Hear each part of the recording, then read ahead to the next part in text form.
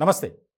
తెలంగాణలో కొంతమంది ఆర్ఎన్‌పి వైద్యులు, అలాగే ప్రైవేట్ నర్సింగ్ హోమ్ వైద్యులు అడ్డగోలుగా వారు ఇష్టానుసారంగా నియమ నిబంధనలను ఉల్లంఘించి అబార్షన్లు చేస్తున్నారు.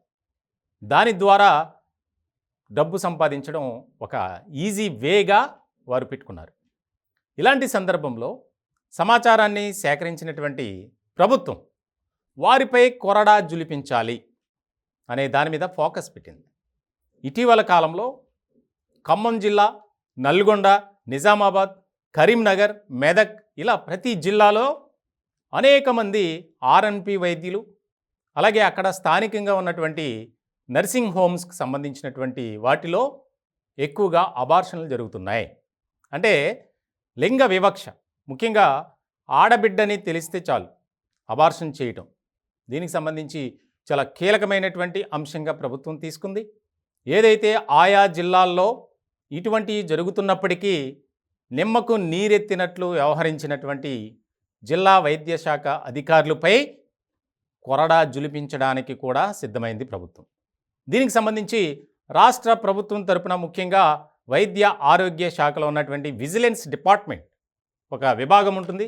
దానికి సంబంధించి వారు అందుకున్నటువంటి సమాచారంతో ఇటీవల సోదాలు చేశారు.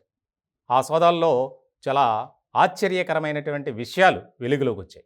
ముఖ్యంగా ఏదైతే ఈ అబార్షన్లు చేయడానికి ఉపయోగించేటువంటి పరికరాలు, ప్రధానంగా పోర్టబుల్ స్కానర్లు, అలాగే ఎంటీపీ మెడికల్ టెర్మినేషన్ ప్యాక్లు, వీటిని ఆన్లైన్లో కొనుగోలు చేయటమే కాకుండా మొబైల్ వ్యాన్స్ను ఉపయోగించి వారు కోరుకున్నట్టు ఎవరైనా అప్రోచ్ అయితే ఆ ప్రాంతానికి వెళ్ళే రహస్యంగా అబార్షన్లు చేసి వస్తున్నారు. ఇంత దారుణమైనటువంటి అంశం చూడండి. అంటే ఆడబిడ్డని తెలిస్తే చాలు ఆ పిండాన్ని కడుపులోనే ఛిద్రం చేయటం. ఇలాంటి సందర్భంలో వారిపై కొరడా జులిపించాలి, కఠిన చర్యలు తీసుకోవాలి అనే దాని మీద ప్రభుత్వం ఫోకస్ పెట్టింది. దీనికి సంబంధించి ముఖ్యమంత్రి రేవంత్ రెడ్డి చాలా కీలకమైనటువంటి ఆదేశాలు జారీ చేశారు.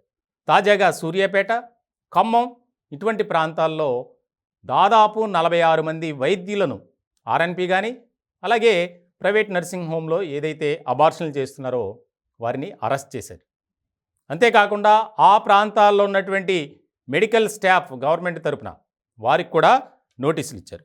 చాలా కీలకమైనటువంటి పరిణామంగా మారింది. సూర్యాపేటలో సంజీవిని, అలాగే శ్రీనిధి హాస్పిటల్స్లో అబార్షన్లు చేస్తున్నారని రైడ్స్ చేశారు. దానికి సంబంధించి హాస్పిటల్స్ను కూడా సీజ్ చేశారు. ఇటీవల కొద్ది రోజులకే అక్కడ ఉన్నటువంటి హాస్పిటల్కి సంబంధించినటువంటి యాజమాన్యం ప్రభుత్వానికి సంబంధించినటువంటి వైద్య అధికారులతో చర్చలు జరపడం, వారికి భారీ మొత్తంలో డబ్బులు చెల్లించి పేరు మార్చారు అంతే. మిగతా అంతా వ్యవహారం అంతా సేమ్ టు సేమ్. ఇలాంటి సందర్భంలో అది కూడా ప్రభుత్వం నోటీస్కి వచ్చింది. దానికి పాల్పడిన అంటే వాటికి పర్మిషన్ ఇవ్వటానికి పర్మిషన్ లేదేమీ లేదు, అక్రమంగానే చేశారు. కాకపోతే బోర్డు మార్చారు బయట. అది అధికారులకు కంప్లైంట్ చేసినా కనీసం పట్టించుకోలే. ఒక రకమైనటువంటి ఆరోపణలతో భయంకరమైనటువంటి కార్యకలాపాలు చేస్తున్నారు అని ప్రధానమైనటువంటి అభియోగంతోనే అక్కడ నిర్ధారణ కూడా అయింది చేస్తున్నారని. ఇలాంటి సందర్భంలో అక్కడ ఉన్నటువంటి జిల్లా అధికారులు వెళ్ళి సీజ్ చేశారు హాస్పిటల్స్ని. వారిపై కేసులు కూడా పెట్టారు. మళ్ళీ ఒక నెలకే యథా రాజా తదా ప్రజ అన్నట్లు మళ్ళీ మొదలైంది.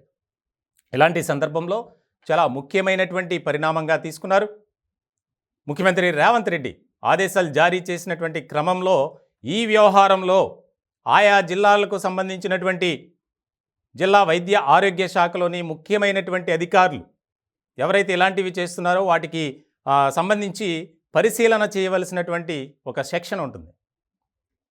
వారిపై చర్యలు తీసుకునే అవకాశాలు స్పష్టంగా కనిపిస్తున్నాయి.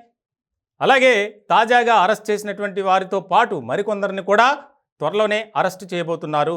ప్రాథమిక సమాచారాన్ని బట్టి ఎక్కడెక్కడ ఎంతమందికి అబార్షన్లు చేశారు అనే దాని మీద కూడా ప్రభుత్వం ఫోకస్ పెట్టింది.